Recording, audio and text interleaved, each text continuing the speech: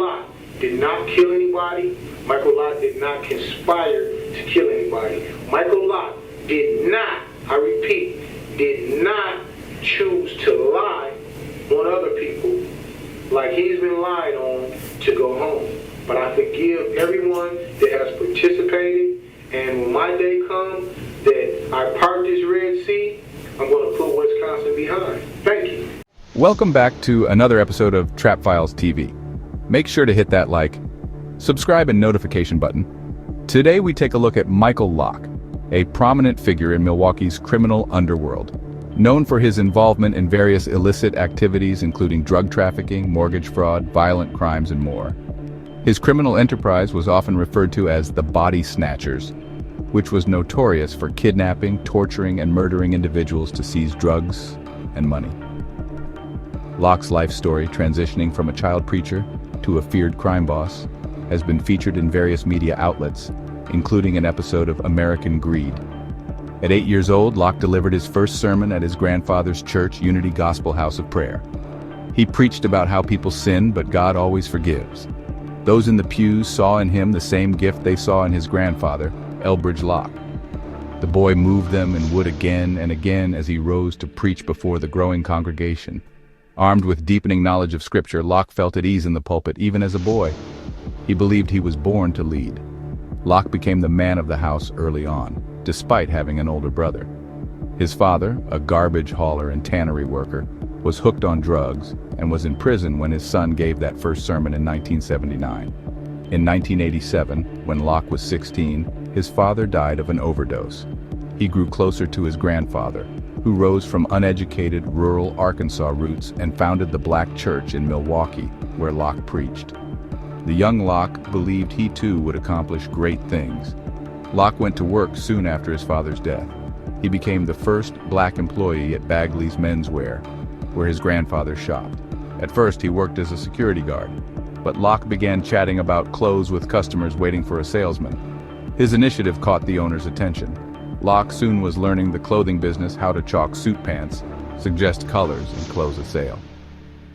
In his spare time, on the basketball courts around the family home on North 19th Street, he played shooting guard and developed a lethal jump shot. He was lights out with the girls, too. Locke mesmerized them at school, in church, and at the mall. He whispered in their ears, brought them flowers, held the door, and respected their parents. He had sex for the first time in the 7th grade. In high school, Locke sang in the choir and was elected to the homecoming court, but basketball trumped everything. Throwing around his 5'11" frame, he was known to dish out more than a few tough fouls. At age 17, he got his own place and married his girlfriend, 4 months before graduating from high school in 1989. The wedding was in the family church with his grandfather presiding. The marriage wouldn't last. A son was born 9 months later. Michael Jr. would be the first of 5 children, by 4 different women. 2 others also are named after him, a daughter, Michael Sedan, and another son, Sir Michael. After graduating from high school, Locke took cosmetology classes and started to deal drugs. He didn't get a degree, but by 1994 he had a 4-chair barbershop, The Fresh Look, on North Teutonia Avenue. He built a clientele of police officers and churchgoers. He wasn't satisfied being a popular barber and small-time dealer. Locke figured he could make a lot of money focusing on bigger drug deals, but he needed a partner to launch the new operation. Lewis Jackson learned the drug trade working for Jerry Walker, boss of the ruthless 2-7 gang that used shootings, beatings, and intimidation to control the crack cocaine trade on Milwaukee's north side. By the mid-1990s, Walker was locked up for life. Jackson, a machine shop foreman, began arranging his own drug deals. Jackson knew of Locke from high school basketball games. Later, the pair of drug dealers saw each other at a bar. Locke invited Jackson to his barbershop for a cut. Jackson stopped in several times. They didn't talk drugs, not right away. Jackson happened to be at Fresh Look the day a guy barged in and accused Locke of having sex with his girlfriend. The 2 men started fighting. Jackson jumped in to help Locke. They beat the guy unconscious, cementing their friendship. Jackson was attracted to Locke's methodical planning and focus. That meant no booze, no late nights, and no drug use for themselves. He took note of how Locke thought 2 or more moves ahead and never told anyone everything he was doing.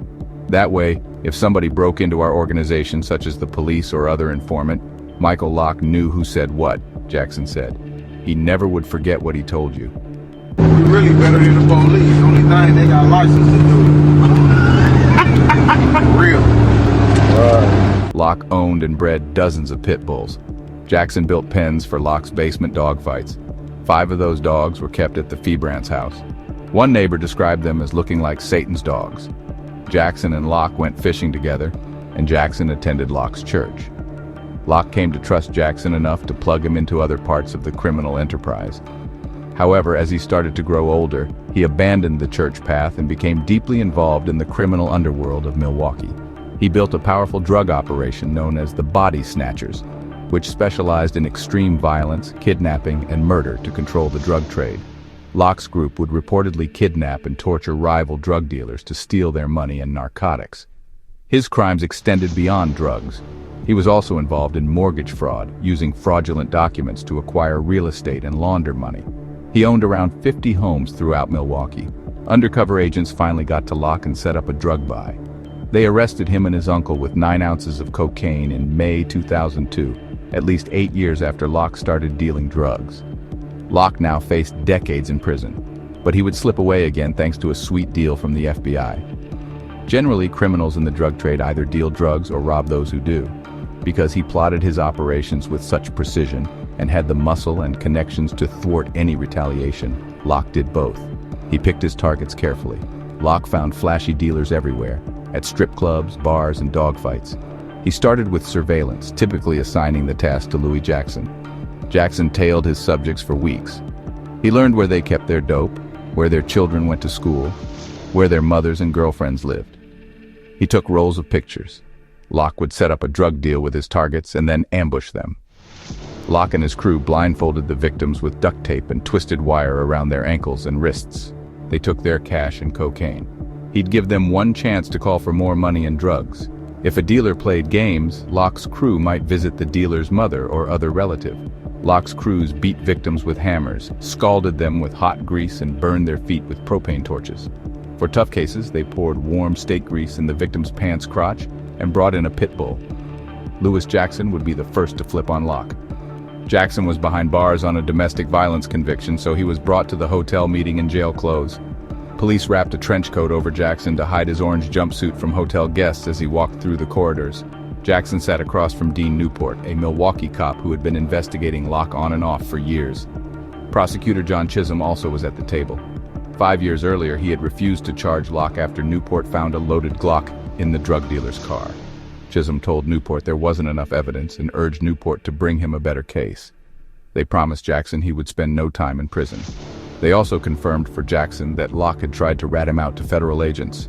Jackson was a key part of Locke's operation. He began to lay out how Locke's group, known as the Body Snatchers, did business. Then he dropped a bombshell. Jackson told investigators that Locke had police on his payroll. Jackson looked around the room. There was a mix of disbelief and astonishment. If even half of what Jackson was saying turned out to be true, the investigators realized getting Locke had to be a top priority, and it had to be done carefully. Locke was behind bars at the time for breaking basic probation rules, including lying about his income. He would go free soon. Authorities had a choice. They could take the easier road and go after Locke for drug dealing, or they could start meticulously building the larger case against him, one that could put the slippery, resourceful criminal away for good. "We all pretty much decided this guy can't get away," said Milwaukee Police Detective Tom Deneen, who joined Newport on the case. "You have a killer and a drug kingpin who now is doing real estate fraud. He's not going to stop." To nail the case, however, they needed to take a significant risk. They had to let a suspected killer go, and that could mean more victims. Authorities would put round-the-clock surveillance on Locke and his associates, and they would need Jackson to risk his life to set up his former boss. "That is the gamble you take," said Chisholm, who by now was the district attorney. No question, it was a nervous time.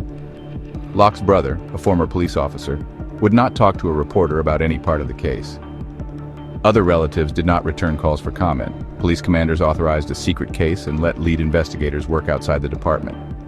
Newport, Deneen, and homicide detective Randy Olson set up inside the federal courthouse, converting cramped rooms and closets into the team's nerve center.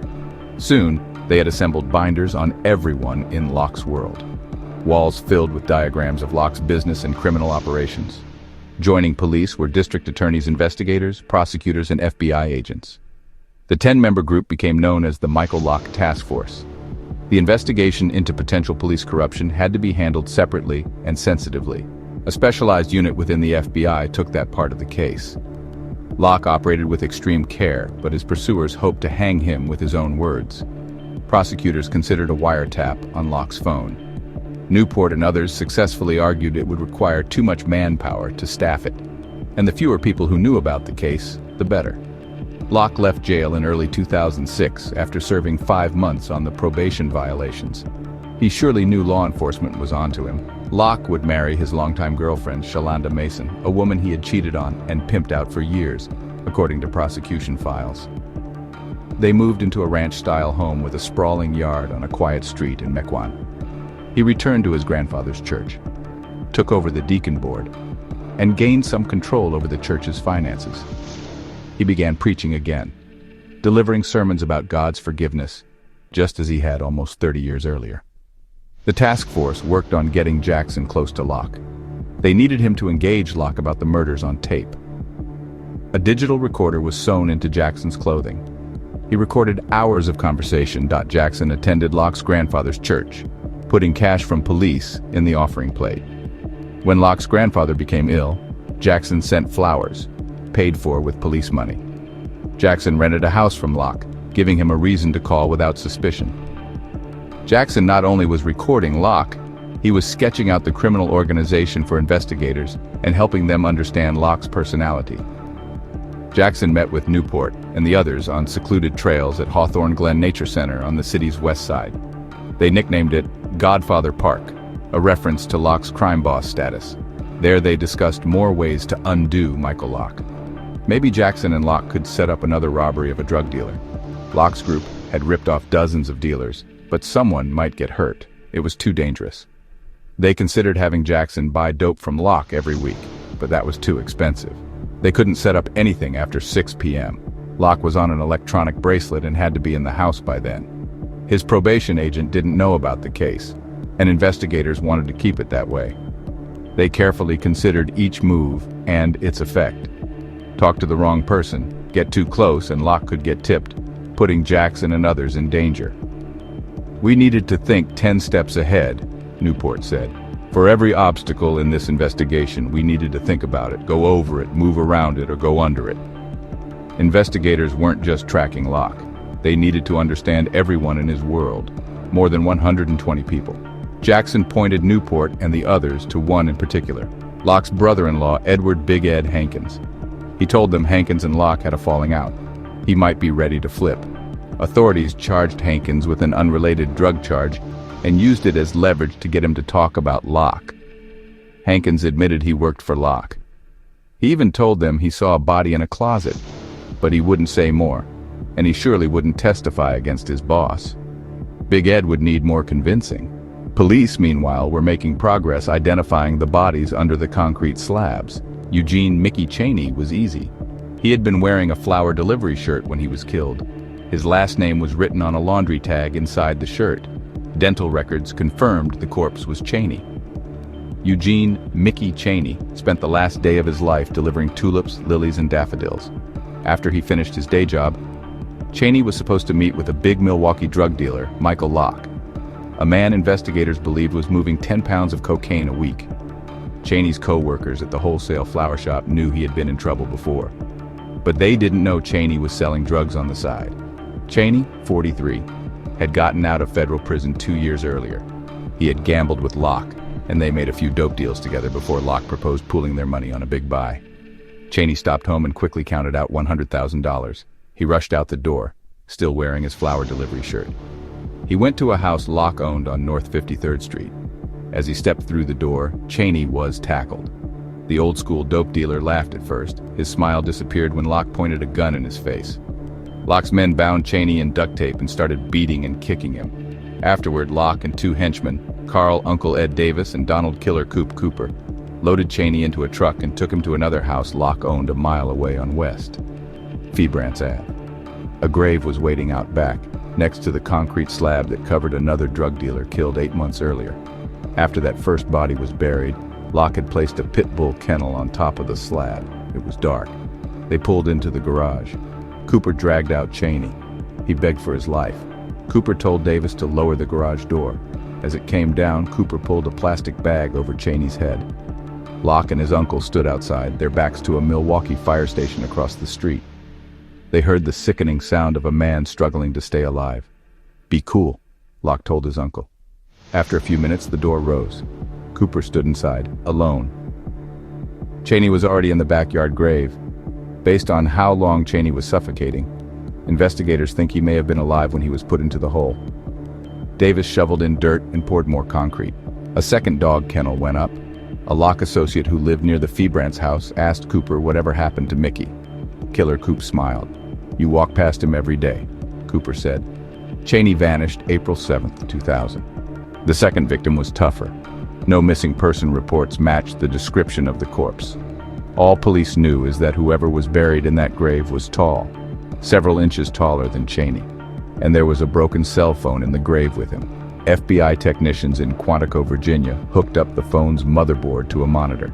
Thousands of numbers appeared, including one from a woman in Kenosha County. She thought the phone might have belonged to someone she worked with at a mall in 1999. Juan Terrazas. Investigators went to Terrazas' last known address in Waukegan, Illinois. Much to their surprise, he was alive. Terrazas said his phone disappeared in 1999, along with his former roommate and best friend, Felipe Mondo Melendez-Rivas. Mondo had used Terrazas' car. The phone was inside. The car turned up at Chicago Midway Airport. Terrazas figured his friend had returned to his native Mexico because of trouble in a drug deal. At the time, Terrazas reported Mondo as missing to local police. Because of a clerical error, he never made it into the national database of missing persons. It was just another in a series of police missteps that had helped Locke. Investigators matched a DNA sample of Mondo's brother to the corpse. They had their second victim, Felipe Melendez-Rivas, the Illinois drug dealer who disappeared in 1999, met Locke through a friend. At 6'6" tall, he was called Mondo by associates. Locke did several big drug deals with Mondo, who was 27 at the time.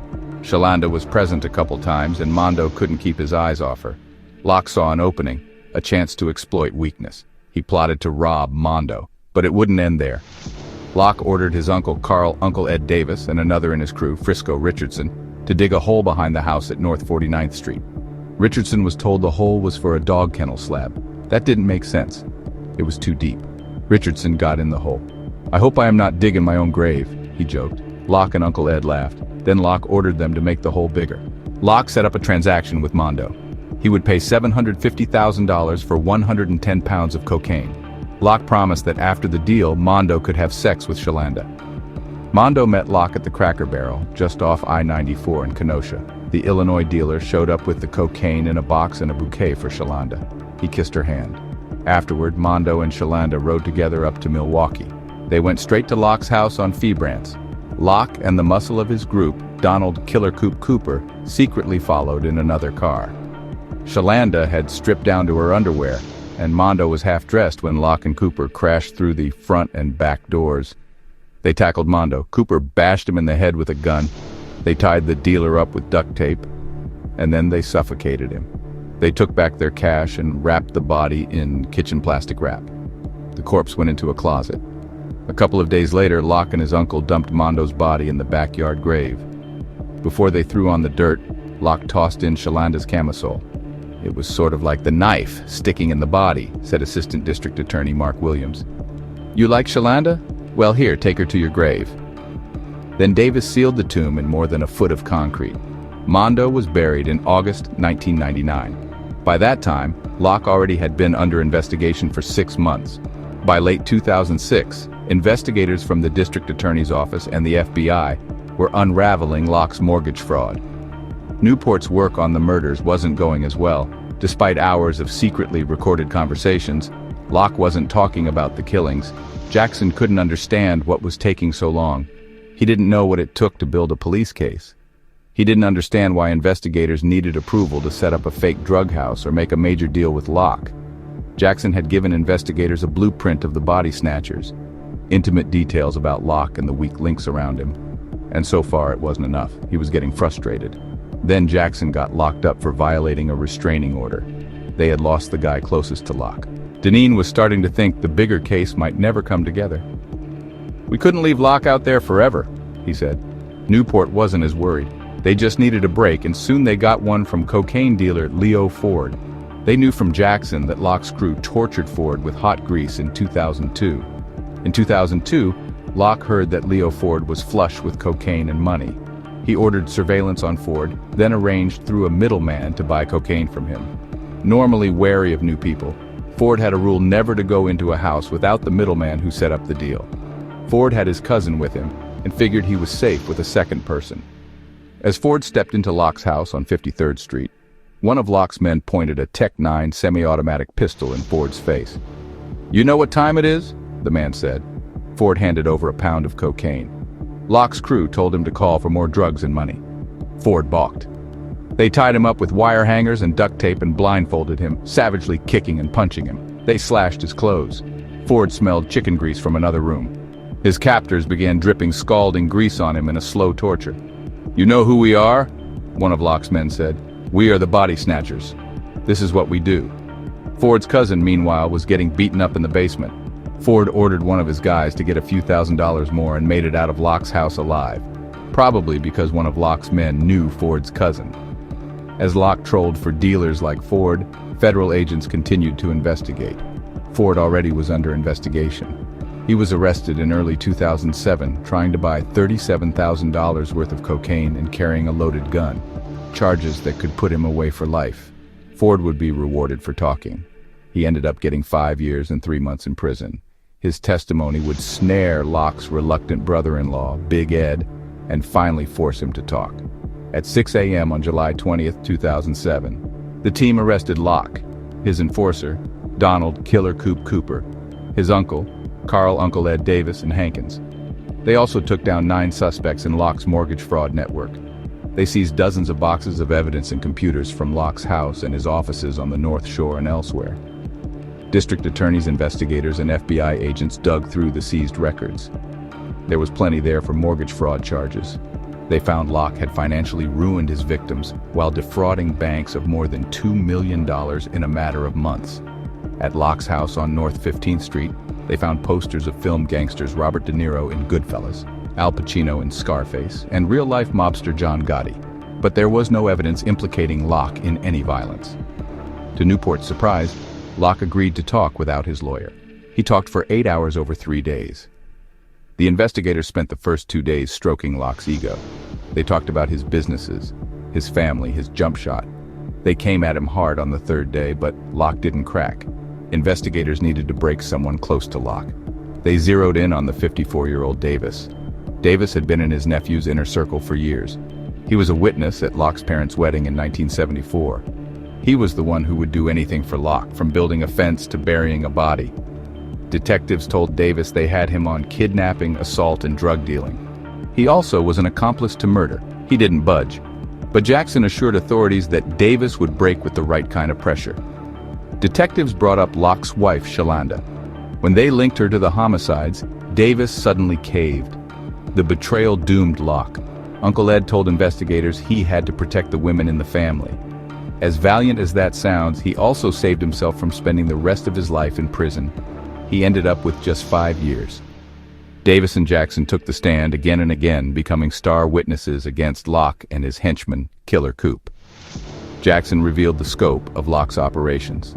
Davis delivered key information about the homicides and torture. A jury deliberated for just 54 minutes before convicting Locke of 2 murders, kidnapping, and drug dealing. He and Cooper both got life in prison. The convictions brought to an end a diverse criminal enterprise that hummed for a decade in Milwaukee. Donald Killer Coop Cooper, who was sentenced to life in prison for his alleged roles in that torture and the killing of a different drug dealer in 2000. Witnesses said Cooper, 42, was the muscle in a criminal organization run by Michael Locke that dealt drugs, robbed and killed people, ran prostitutes, and engaged in mortgage fraud. Cooper is charged in the 2000 homicide of Eugene "Mickey" Cheney, whose body was found under a concrete slab in 2005. One of Cooper's best friends testified against him. Trenton Gray, 32, once a member of the Body Snatchers, testified Cooper told him that in 2000 he killed Cheney after robbing him. Cheney's remains, as well as another man's body, were found under 2 concrete slabs in a yard at 4900 West Febrance Avenue. Gray said he and Cooper grew up together, and he once asked Cooper where Cheney was. He looked at me and smiled and said, "You walk past him every day," said Gray, who at the time lived a couple blocks from the Febrance house, which was owned by Locke. Locke's uncle also testified he saw Cooper put a plastic bag over Cheney's head while he was bound with tape. Under defense questioning, Gray admitted he lied to detectives 2 years ago when they asked about the 2000 murder and the chicken grease torture in 2002. "My focus was on protecting my friends. Coop's like blood. I love him to death," Gray said, at times glancing at Cooper. "But it was time for me to protect myself." The couple who discovered the grisly scene have long since moved away. Another owner bought the home and lost it to foreclosure. Locke was convicted of 2 murders and received 2 life sentences without the possibility of parole. Additionally, he was sentenced federally to 35 years for fraud-related charges. Authorities in Wisconsin said that Locke's case ranks second only to serial killer Jeffrey Dahmer. Locke's world would change in other ways. His 81-year-old grandfather died just before Easter. As a federal prisoner, Locke wasn't allowed to attend the funeral, which drew thousands of mourners. If Locke wanted, the U.S. Marshals would have brought the body to the courthouse for a private viewing. He never put in the request. Locke has stated that he's innocent and would be released one day. Make sure to hit the like, subscribe and notification bell so you won't miss out on future episodes.